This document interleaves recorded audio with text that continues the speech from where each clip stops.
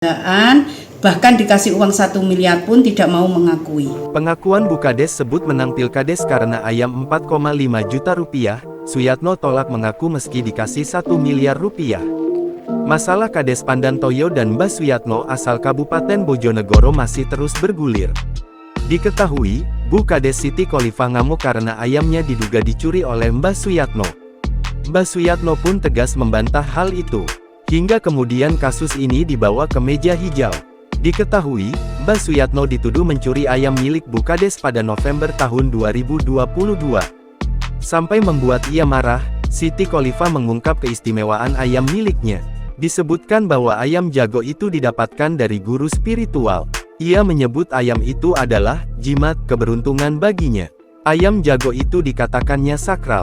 Inilah yang membuat ayam tersebut dihargai pihaknya senilai 4,5 juta rupiah dan memasukkan nilai itu di petitum perkara pidana yang kini menjerat Suyatno.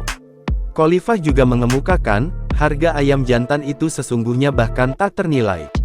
Tak bisa diukur dengan harga seberapapun.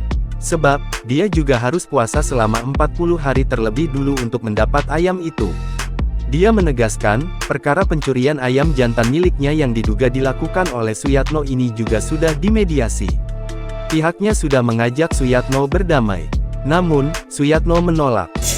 Kekeluargaan, menyelesaikan secara kekeluargaan, saya berikan surat panggilan untuk datang di kantor desa karena saya sebagai kepala desa dan di sini juga ada Bapak Babin Kantimas, Babinsa mendampingi saya pada waktu itu ada perangkat juga. Hasilnya apa, Bu? Hasilnya tidak mau. Jadi tidak mau untuk diajak kekeluargaan, bahkan dikasih uang 1 miliar pun tidak mau mengakui dan minta dilaporkan sampai manapun. Kakek 58 tahun itu, kata Kholifah, berkenan dan bersikeras menempuh jalur hukum saja. Pada Rabu tanggal 24 Januari tahun 2024 siang, Suyatno menghadapi sidang perdana atas perkaranya itu di Pengadilan Negeri PN Bojonegoro. Agendanya pembacaan dakwaan.